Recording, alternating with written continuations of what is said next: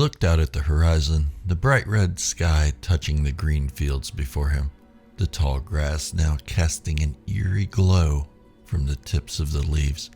The setting sun intensified with flickering light, the smell of dew permeating as it nibbled at his boots.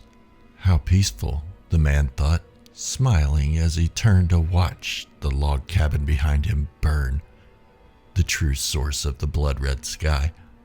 As he turned, the screams from inside the home ceased, the man's sinister grin taking new meaning, the dark soul now possessing this human shell of skin, bone, and blood, pleased with his work. And he was sure those he served would be pleased as well.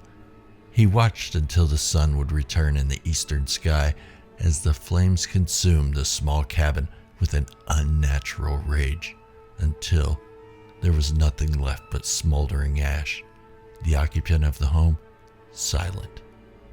This is the third chapter in the Scarecrows series I've been writing. I'll leave a link in the description for the other 2 chapters. I wrote these so they could be watched in any order, so if you missed the other 2, it's okay.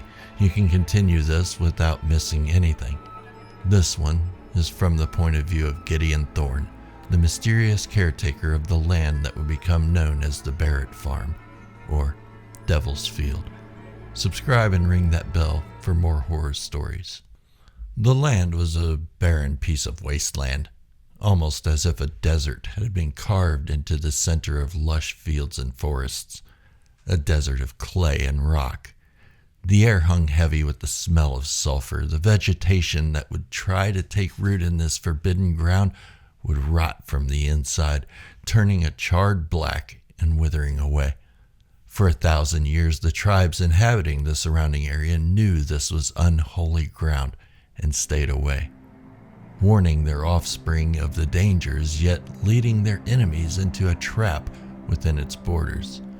None who would enter, man nor beast, would come out, so the ground sat empty for 1,000 years, save for the howling of the dark spirits guarding the land, awaiting their next meal of flesh, bone, and soul.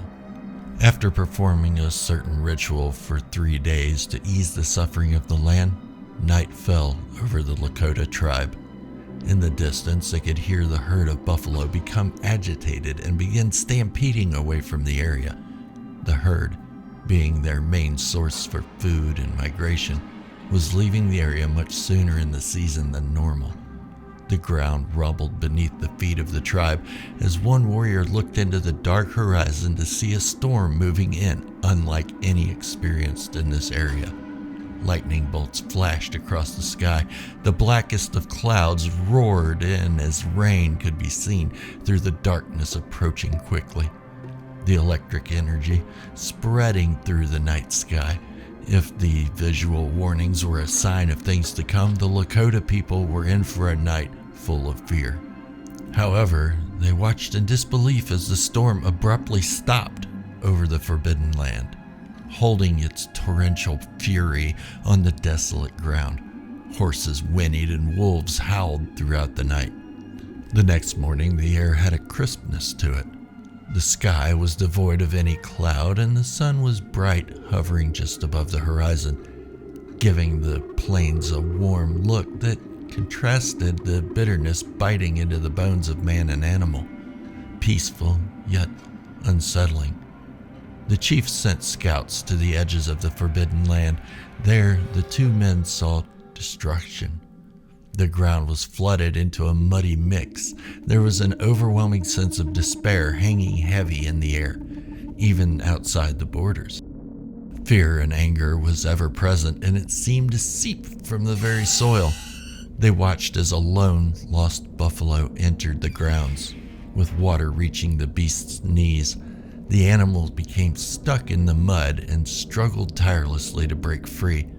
But as the 2 men watched in horror, they witnessed the buffalo become devoured from the bottom to top, falling onto its side into the murky water. It let out a scream that seemed to pierce the hearts of the 2 warriors.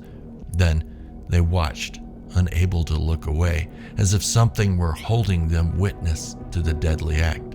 as the buffalo began deteriorating before their very eyes.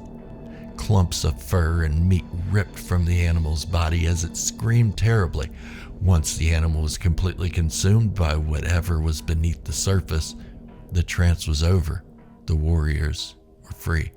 The two men galloped on horseback as fast as the wind would carry them. As they reached their tribe, both man and horse exhausted, they relayed their discovery to the tribal elders. The land, while spirits don't seem to walk it anymore, is still full of bad omens.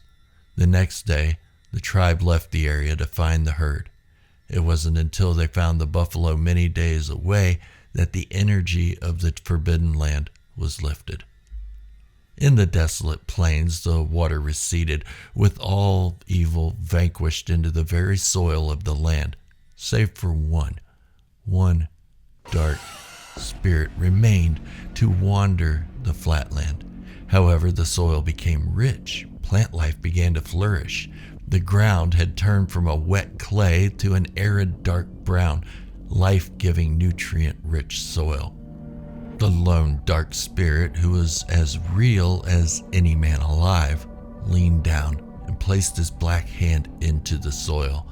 Feeling the camaraderie of the dark energy below the surface, the trapped demons waiting for their time to rise again, a chance to feed on life.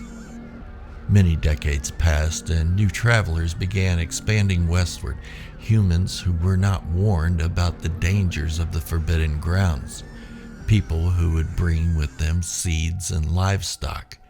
The first of these men was a trapper named Horatio. He saw how plentiful the ground was and decided to build a single-room cabin on it. This would be a perfect place to set up a home base, then land to retire on when he was too old to continue his trade. All the while, the demon, understanding that it would take flesh to raise the rest of his kind, human flesh. He watched from the tree line as Horatio cut trees and built his meager home. He watched as the man tempted fate over and over, the years of vegetation severing the connection of demon and the much-needed life on the surface. The demon watched, waited, hoping the ground would open up and swallow the man whole, but it didn't. Frantic, the demon loomed over the trapper's home at night, entering the cabin when Horatio was off on the trails, feeling the life that could be his own. Not the things acquired in the cabin, but the physical energy seeping from everything Horatio touched. The demon fed on it. It made him stronger. One evening, Horatio returned to find the demon skulking around the land, a black silhouette against the blue-black evening sky, lurching, as if to be moving in jerks and leaps. Unnatural. Neither Horatio nor the dark figure releasing their eyes' grip on one another. Horatio, a man who had been through many dangers, pulled out his gun and fired it at the demon, not knowing exactly what he was shooting at. The demon flinched, then sped towards Horatio with a motion that seemed twisted and not of this earth. Yet his features were no more discernible the closer he got, the dark, hollow eyes being the only thing he could make out, and it terrified Horatio. The closer the entity progressed, the stronger the smell of ash and death that followed. Horatio fired another shot with no success, then hastily retreated into his cabin, slamming and barricading the door behind him just as a thud shook the door, as if a large man had pounded his entire body against it. Over and over the pounding continued as wood began to splinter. Horatio could see something in one crack, a deep, hollow eye staring at him, the beast growling with the sound of a frothing mouth. Horatio shook uncontrollably as he stepped backwards against the wall, still facing the door. Then, silence. Dead silence. Not even a footstep could be heard coming from outside, nor the sound of any breath from within the cabin. Then, the fire within the hearth let off a light as brilliant as the sun just before it returned to a dull glow. Inside the flames, Horatio could see the shape of something. The demon. As it lurched toward Horatio, it let off a terrible sound like an angry wind, then disappeared. But Horatio could feel the dark spirit within the cabin and the smell of rot and decay, unable to pinpoint its precise location, when all at once he felt the icy hands forcing him to the floor by his shoulders, hook-like fingers digging into his skin, piercing through him and into the floorboards beneath him.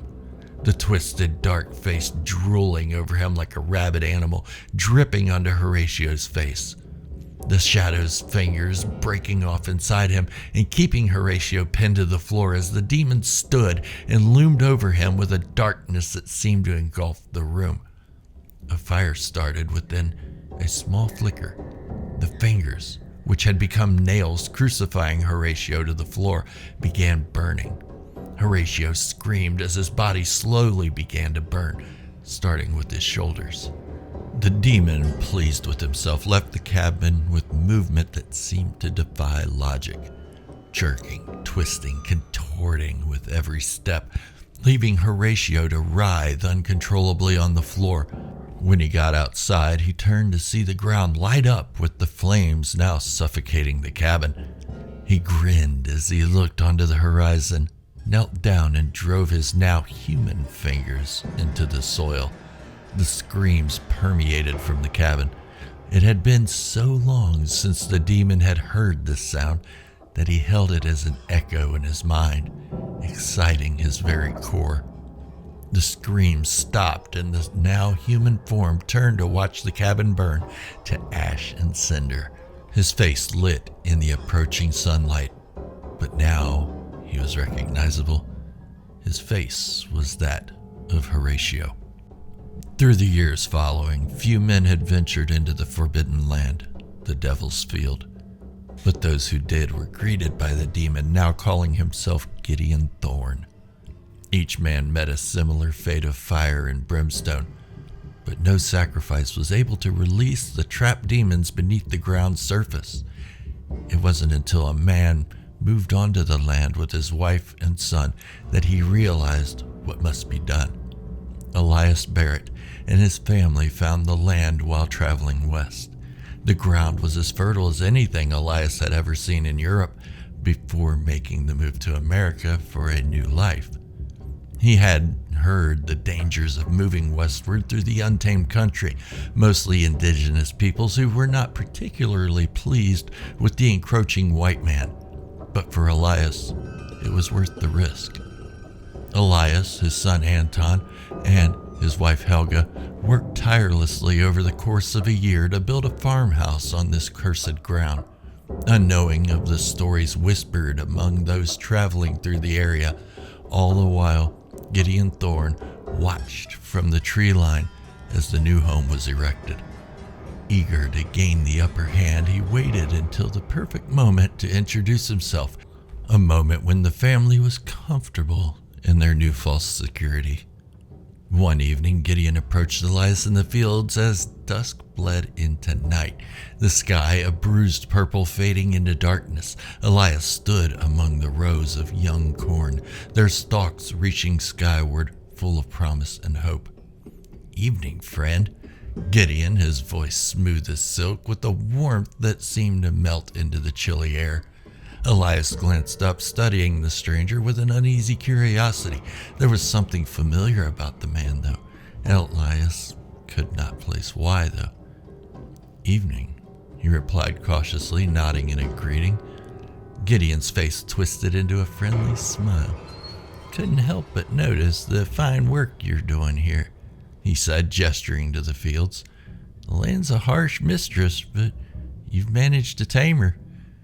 Elias nodded, pride glinting in his eyes. "Takes hard work and faith," he replied, his voice steady. "Land rewards those who respect her." Gideon tilted his head, his eyes gleaming with a dark amusement that Elias couldn't see. "Respect, yes, but also protection." He leaned in closer, his voice dropping to a conspiratorial whisper. "Have you heard of the old ways?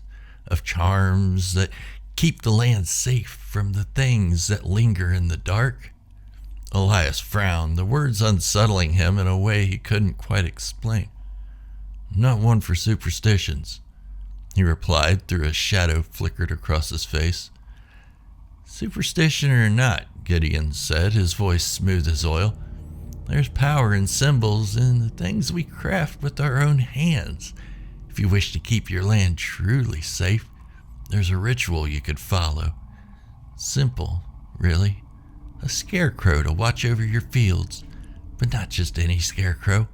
This one must be bound to the soil, driven deep into the earth to root out anything unwanted."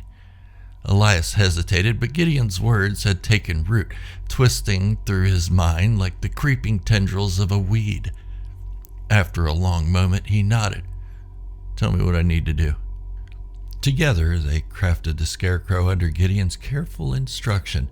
They gathered old withered wood, wrapped it in a tattered burlap, and stuffed it with straw. The figure they created was tall and hollow-eyed, with limbs too long, hands ending in sharp points, and a head that lolled at an unnatural angle.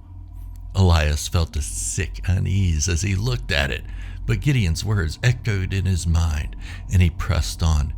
He was a man of God, but maybe this untamed land could benefit from a little superstition. What could it hurt? The moon was high, casting a cold silvery light over the field as Elias carried the scarecrow to the heart of the land.